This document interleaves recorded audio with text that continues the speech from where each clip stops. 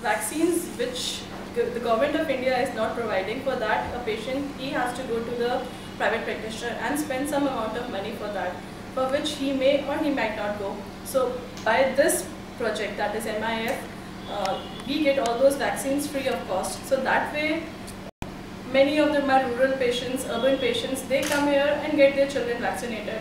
So I would like these people to continue it to many more years, to other districts, other states, and include much more vaccines that other people are getting vaccinated in US or UK or other countries. The cost factor is there, because there are very few people who go to a private practitioner, pay for the vaccines, and they get their children vaccinated. If they are getting it free of cost, they will come running. Right. That factor is there. From a Western perspective, from an American perspective, a lot of people take it for granted. Like, for example, some of my friends, when I told them what I was coming here to do in India, they were surprised. They were like, really? I didn't know that it wasn't available to people. And Americans or Westerners, or even people here that are, have money, it's like it's not second nature, and it's ignorance, or I don't know. What do you think? Like, it's lack of awareness. It's not ignorance. It's lack of awareness.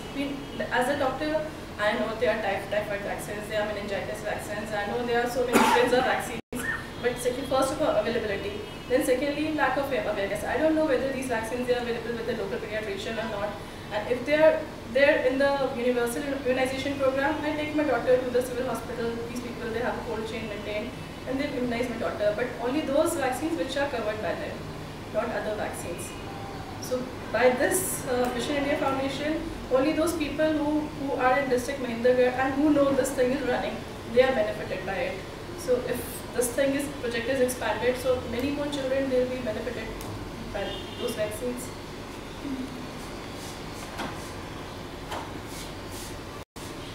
Maybe they can include many more vaccines, and they can expand the project to other districts and other states. Do you see if there's ever any potential or interest of the government kind of absorbing the work that Mission India Foundation is filling a hole, right? Donut hole that the government's not providing? It has to be done on a bigger scale for the government, for the attention of the government of India to be drawn. In such a small place, such a small town, small hospital, it won't attract government's attention. It won't make a news. They won't be concerned. But I mean, I agree there. It's like you were showing me the facts that India's half of what Nepal's percentage of vaccination is, and I just it's like really surprising that the government of India just ignoring the issue. It's sad, really sad. Maybe polio is much more right on their mind. Eradicate polio, malaria, dengue. There are many other things than influenza or measles or mumps. They are not life-threatening, maybe. Typhoid is not life-threatening. Morbidity is there, mortality is not there. Maybe that's why, I don't know, maybe. And what medicine do you practice? I'm a gynecologist. So do you see a lot of females that have, issues later on in their adult lives because they weren't vaccinated? I was telling you about MMR, measles, mumps, and rubella. So rubella is a viral infection, which if a pregnant mother, if she has this infection, rubella, then it is transmitted to the baby, and it carries teratogenicity.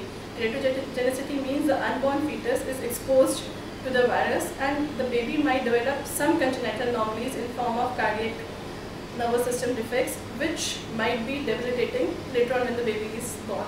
So it is mandatory nowadays to give a rubella shot, that is called RVAC, rubella vaccine, to the teenager girls, like 16-year-old girl. So if my daughter gets a MMR vaccine, she will be protected from this teratogenicity when she conceives. So our thing is very important for the girls. So that, as a gynecologist, I would recommend it to all the girls. Then HPV vaccine is also there, that is human papilloma vaccine. It is much more in news. I don't know how far. It was also in controversy. In America, was it? Yeah.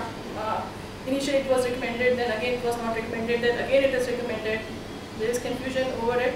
But still, if we have protection against cervical cancer in young girls, then why shouldn't we go for HPV vaccines as well? It is very expensive. Single shot comes for 2,500 and there are 3 doses for HPV vaccines. Each shot is 2,000. For female, it protects against cervical cancer. Right. But you said there's 3, right? Yeah, 3 shots and each shot costs around 2,500 rupees. Pretty expensive. Yeah. So there are many vaccines, but maybe they are not as important as maybe polio, or that's why Government of India is not taking much. Sure. So how do you guys see, if you were to like look 10 years in the future, like what business plan or timeline like would you see Mission India Foundation on in 10 years? Depends how much money plus is there, because this is an NGO. It depends. It will run only on the efforts of the people, efforts of Dr. Raizada and his colleagues. So that's So 10 years down the line, I think this all will cover the whole of Haryana, will definitely be covered. And neighboring states also we can go into that. So looking in terms of, like you're saying, it's all about the dedication and the willpower of the donors. How is it today? Like, do you see a positive prospect compared like as it is today? Or is it too early to tell? it's too early to say. It's too early. I don't see many people. I think there was one lady doctor, she came from AIMS, from Delhi. What was her name? Dr. Kavita. Dr. Kavita was there, then Dr. Manish Raizada is there. I think Yeah, I think they are board members of it. more members. Okay, I didn't know much about that. Mainly it needs much of dedication and a real feeling for the cause. Money anybody can give, but Ultimately, you have to involve the local people out in this. local people plus the people who are willing to do the groundwork. Giving money is easier than Dr. Manish Raizada came down in the month of May, I guess. He came in May, and it's very, very hot here in the May.